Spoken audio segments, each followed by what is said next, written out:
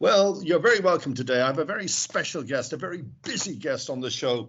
She is the Minister of Tourism in Marbella Town Hall. Now, can you imagine how busy it must be trying to set out different plans to attract tourism through this very dark time, this nightmare that we're living with in the coronavirus and lockdown that we have? I'm delighted to have her on the line. She is Laura De Arce, and Laura, you're very welcome on the show today. Thank you. Thank you very much. Thank you for inviting me. I must tell the listeners a little secret. We did this interview about 10 minutes ago, and for some reason, I have a funny feeling, Laura, that there's such a demand on internet. I'm finding here, even in my own house, sometimes television starts to ghost and sometimes the internet goes out, because you can imagine worldwide how many people are sitting on the internet or in lockdown. So maybe that's exactly what's happened. Anyway, we're going to do it all over again. And as I say, I'm delighted to have you on the show. First of all, let's talk about the tragedy of what's happening here in Spain and worldwide. Here in Spain, it's been saying it's the third in the world of the coronavirus, in the world of deaths and affected people. We have third in the world at the moment with 20,453 deaths, which is a disastrous and sad record at the moment. But things seem to be improving here in Spain at the moment. Well, thanks God, the figures are giving us the hope we need. Yeah, today there is the day with less new deaths and new infections. So I think we are on the good way. We hope this can keep. Please God. It looks like, I think I'm right in saying on Saturday, what was April? Back in April the 2nd, there was 950 tragic deaths. And on Sunday, that was yesterday, recorded 410. So it's like almost a 50% cut in deaths. And let's hope and pray that this continues throughout Spain and throughout the world, of course. Yeah, and today 390. So we think that we are on the way. We're accepting these deaths like it's only 200 and whatever people die. It's become a sort of a way of life. Laura, our life has sort of changed a lot. The world has changed a lot. I've spoke about this on many times in my social media outlets of how the environment has improved. Seems to be more birds in the sky. We've seen dolphins I think in Fungarola, right up close to the beach. The seas are cleaning. The air is cleaning. This is a different world we're going to be handed back than the world we went in. Yes, I think so. But I think that the amount we are going to pay is very high. So, I mean, it's good for the nature. I know that everything is restarting again, but we are going to pay a very high price for that. Sure. We did speak on our earlier recording about health workers. These are the most important people, the people who are on the front line, saving our lives and looking after us, because there's very little, of course, as they say, when you go to hospital, the coronavirus, there is no cure. There's nothing much they can do but just give you a lot of compassion and comfort you the best they can. There's a lot of talk on British news about the lack of healthcare's protection. I'm talking about gowns, masks, etc., etc. What is it? What are the news showing you here in Spain for health workers and their protection in their work? Well, as I told you before, I think that the beginning was a mess. Because nobody expected such a big thing. I mean, nobody expected that this is going to be like it has been but now things are better. Of course, as I told you, Marbella make everything right from the very beginning. If you remember, the first cases in Andalusia was here in Marbella. So after talking with the hospital, they say that they start taking care of people at the mid-February.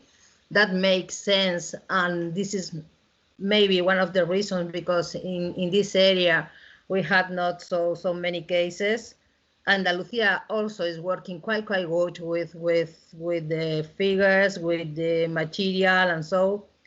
And in the nation, there were some times that things were not so good. Now it seems to be better, and well, we're keeping our finger crossed and hope that this is the beginning of the end of this pandemic. Light at the end of the tunnel, as we like to say. The number of cases has been rumoured and been put around, of course, in, I'm not talking about Andalusia as such, I'm talking about Marbella, that's your town hall. Can we talk about that? How many cases, confirmed cases, are in the Marbella, Costa del Sol hospitals or surrounding hospitals, of course, private hospitals as well? Yeah, they are considered near to 500. Right now, I think there's only 100 in the hospital and 31 deaths.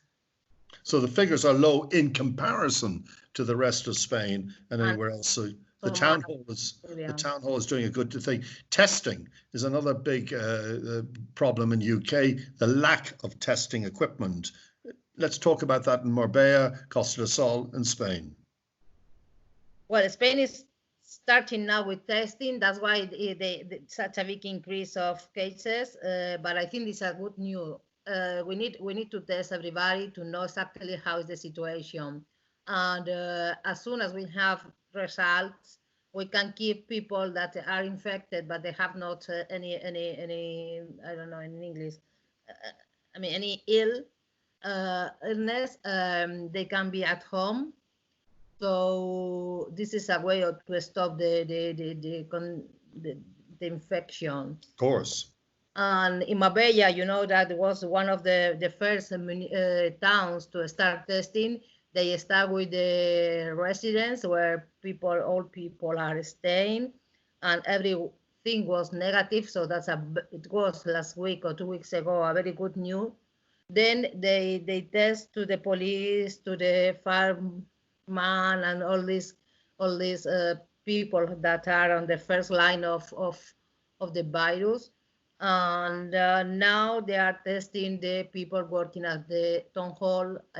People that stay working during this month, not only in garden, but also in cleaning and so. And everybody's already tested already. So I think test, as the organization of the health said just 1 month or more ago, this is the only way to solve this situation. Laura De Arce on the line, the Minister of Tourism in Marbella, and delighted you've joined me today, Laura. Laura, another big controversy going on in England and other countries is the airports and the lack of testing of clients. For example, in England, I believe all UK airports are open. I believe that there's no health checks. I believe there's flights coming in from hotspots, various hotspots around the world, from China, from America, from Italy. What's happening here in Spain? Well, I think that one of the first rules we have to adopt as soon as everything is open is that test has to be in the airport. I think this is the way, because this is the door that for people coming in and for people also traveling outside. So as soon as we have the airports open, testing, they have to have measures there to take the temperature and to avoid people going from one place to another with the virus. I think this is one of the most important things right now. Your job as tourism minister in Marbella is a tough one at the moment. There has been rumours, or there's been certainly press reports in Spain and the Spanish press about the possibility of extending the bars and restaurants, the closing or not opening up to as far as December. This is a disaster for tourism, because tourists come here. One of the highlights after the wonderful weather, of course, is good food and good life, nightlife, etc., etc. With this restriction, staying until December, if the rumours and press reports are right, this is a real tough one for you, Laura.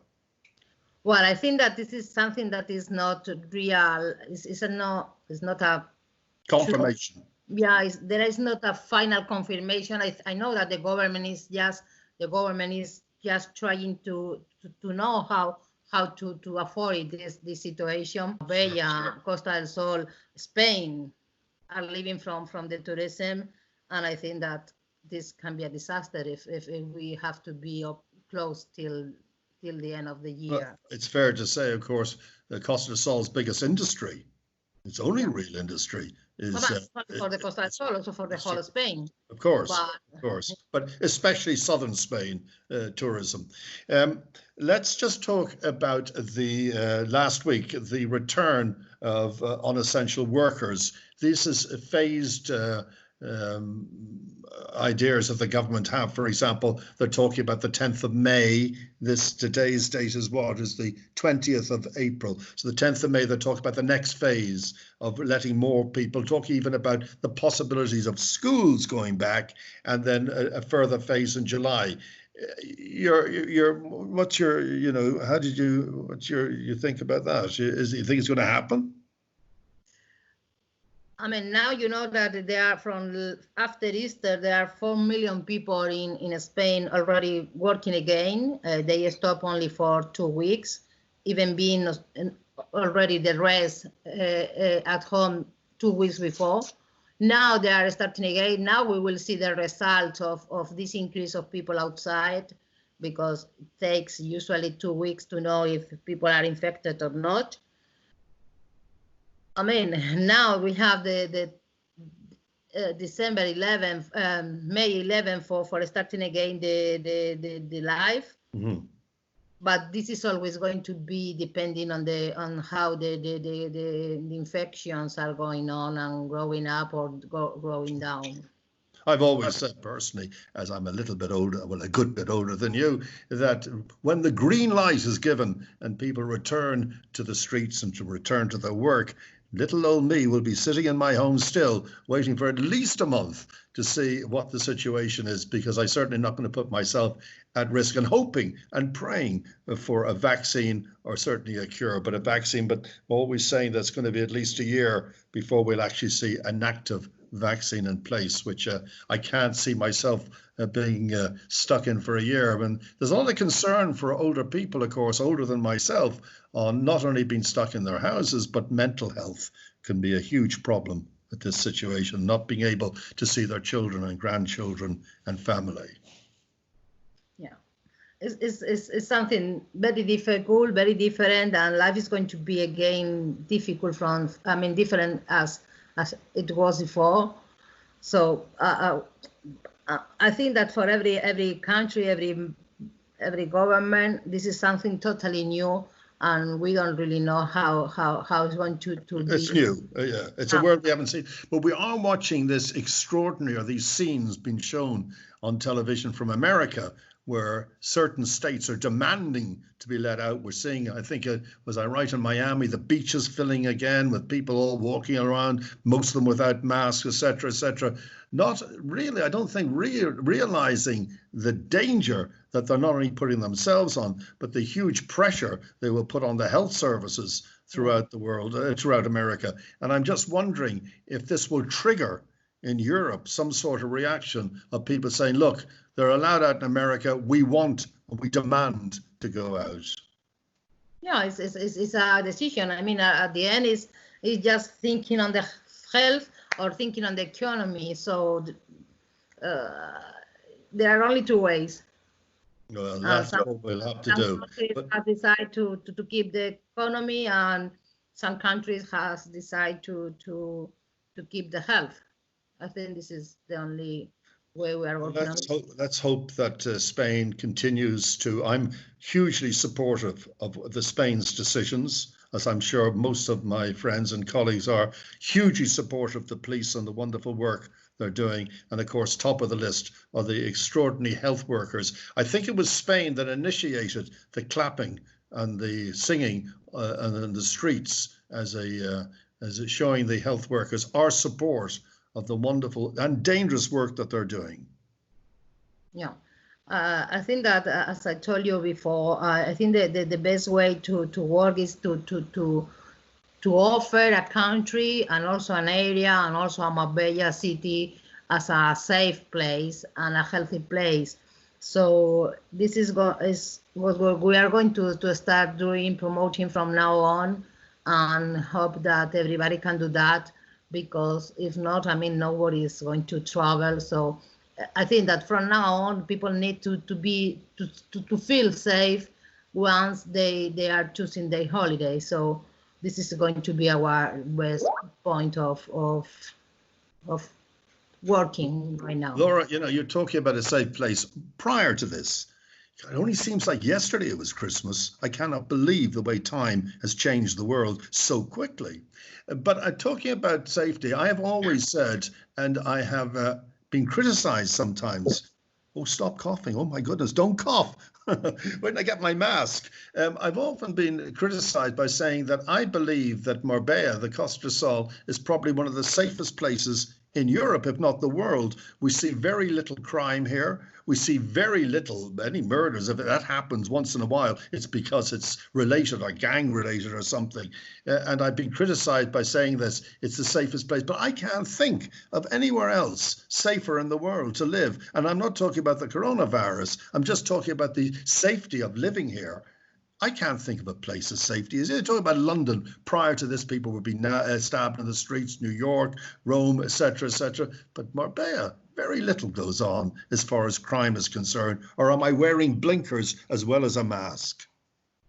Yeah, so now we are not only going to be safe because of the things that we used to be in the past, but also for the coronavirus. Be sure of that, as we are working on that. Be positive. And remember, if you're listening to this anywhere else in the world, remember one thing. We are going to be the safest place, not only for crime and everything, but we're going to be the safest place. Be assured of that and come and visit us here on your holidays and enjoy the wonderful sunshine and the wonderful area that we live in. I thank you, Laura De Arce, the Minister of Tourism in Marbella, for joining me today for a second time.